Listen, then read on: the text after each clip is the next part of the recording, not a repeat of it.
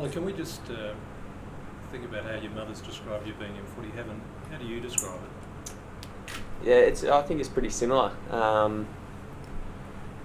She summed it up pretty well. I think first when I was drafted, it was probably true what she said. I was very shocked at first, and the club coming off a pretty terrible previous couple of years before myself getting drafted made it a bit more daunting. So the remarkable turnaround that the club's had has really been positive for me, and a big reason for why I've signed on. Is there a sense that you want to be part of something? I mean, last year the club did so well. You feel like there's something really bubbling and that you can be part of something special here? Yeah, definitely. I think we've got such a young and talented group, and I think we can go into bigger and better things in the next couple of years, but also the amount of relationships I've already built here with a lot of the boys, the coaches, and everyone around the club is really positive for me, and I'm loving working here. Did Boki have a word to you and say, because he went through something, I know it's a little bit different, but similar in a way as well? Yeah, a little bit.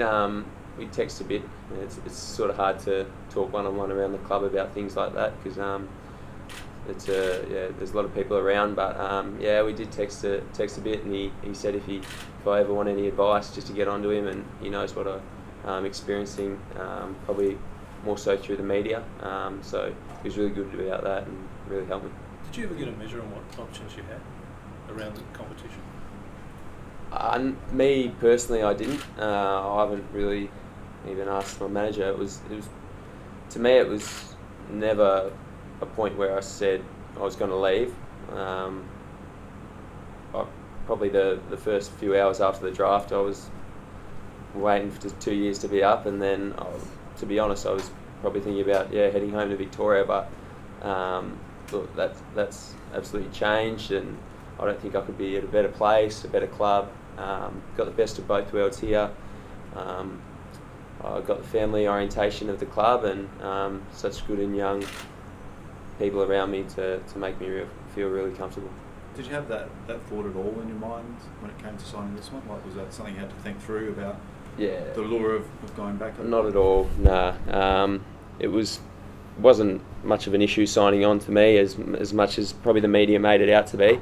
I was always going to sign, and it was just a matter of being 100% comfortable being here and living in Adelaide, and it was never really an issue. Bruce mentioned your mum before. Was it how much of a input did they have into the decision and talk about it? Yeah, they had a massive input. I wanted to make sure they were comfortable over here. Mum's always been fine. It was probably my dad who was the one I wanted to make sure he was really comfortable. Being the oldest son, I've grown up with Dad, and I've always been around. So to move interstate, it's been a bit hard on him, but he knows that it's the best for me to be over here and not anywhere else. And they love coming over and visiting me and coming over games. So it's worked out really well, and my family are absolutely over the moon with it. Ollie, now that you've got it out of the way, what do you want to concentrate on in your footy? Concentrating on each game as they come now. We're getting into round one, into the real stuff. So I think just taking each game as they come and working to improve on last year. So hopefully we can really build on a strong pre-season that we've had, and take our game to the next level. What do you identified a fair few things last year you felt you needed to get better at? Where are you with those things? Yeah, the first thing was probably my fitness. I had a lot of rotations this year, and obviously with the new interchange cap you can't have as many, so I don't think I've missed a session in the pre-season, and Darren Burgess has really worked me hard, and I think I've made a really good improvement on that. Also is probably my disposal by foot, which is still definitely a deficiency, I think, compared to probably AFL standards. So I've been doing a lot with Tyson Edwards and a few more of the coaches to really hone that. A lot of young players across the competition find that it's not that natural progression after one good year to go again. Do you take that, or have you observed that, and is there anything you can sort of do to make sure that doesn't happen for you? In a way, I think it's made out that the second year blues or something they call them, but look, I've just gone about my football, as I have since I've been 12, and just work really hard over the pre-season and just go out there and play football. So I haven't changed my mindset or anything from previous years to make sure I have a good year. I just do what I always do, and hopefully, I can play my best football. Who are some of the young new guys that have really impressed you over this pre-season? Yeah, we've got some really good young new recruits in. Of the first year players, the biggest impressor has probably been Jarman Impey. You probably saw out there on the weekend. He's a pretty dynamic backman. He can play both ends of the ground and really quick and exciting player. So I think he's got a really good future for the club, and not just him, all the other first year players as well. Out of the mature recruits, Matty White and Jared Pollock are really impressed. Both should be in really good contention for round one. So we've brought some good exciting players to the club this year, and hopefully they can help us improve. Ollie, a bit disappointing obviously for Paul Stewart with the calf on the weekend. Yeah, I think Paul's a bit sore. I haven't seen him today yet, but I think he's in a bit of doubt. So those things happen, which is really unfortunate. But Paul will be back and in fighting form. Ollie, what's your thoughts on the slow start as a team?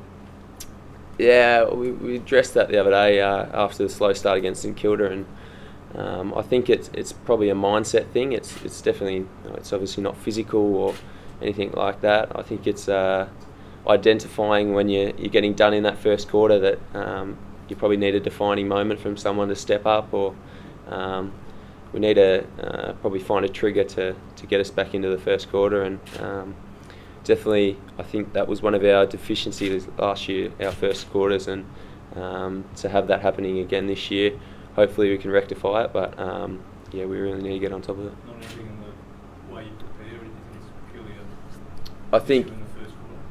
yeah, I think it's just it's a little mindset thing there.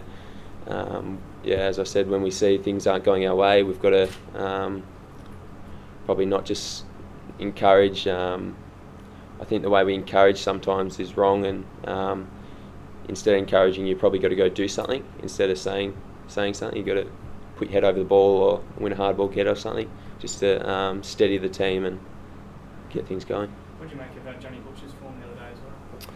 Yeah, he's a really exciting forward. Obviously, his goal kickings is still he's working on really hard. So once he gets that, he's going to be a really good forward for us and kick a lot of goals. Who's he working on the kicking with? He's doing a lot with Tice Edwards. So he's out there most days off, and during our days in here, he goes out with Tice and works really hard on it. So I think it's just a matter of time before he changes it and gets everything right. Have you guys got a chance to train on Adelaide over soon as well? I saw in the calendar before, I think maybe Thursday we get to train there, so I'm not 100% sure if that's on, but in our calendar it was there, so hopefully. Looking forward to it? Yeah, it's going to be unreal. Getting in the city and having to run around, it's unreal ground, and a lot of famous history there for the club, so hopefully we can make our own there as well. Well, you've had to work in those midfield rotations. Is it better with the two ruckmen at the moment, or do you think you can go back to that old system of one ruckman and someone pinch-hitting like Jackson Trango and Justin West? Yeah, I'm not sure. I love both of our ruckmen who we've got out there at the moment, Brent Renouf and Matthew Lobe, as Jared Renard's injured. But I'm not sure. I think that's a decision to be made by the coaching staff, what they want to go with. And but look, I love to ruckman, run ruckman, just as long as there's a ruckman there hitting it down our throats. On Trango and Carl haven't had a lot of footy in the pre-season. Are you confident if they prove themselves this week, they can come straight in and slot in seamlessly? Yeah, definitely. Look, that's again up to Darren Burgess and the fitness staff, and as well as Kenny and his coaches to make the right decision.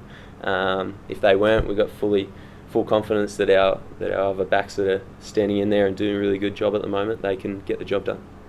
Obviously down the other end, Schultz is pretty important to come in, isn't it? Yeah, I think Schultz is very important. Having him and John Butcher up there firing and kicking goals is really important for us, and I think he's ready to go this week.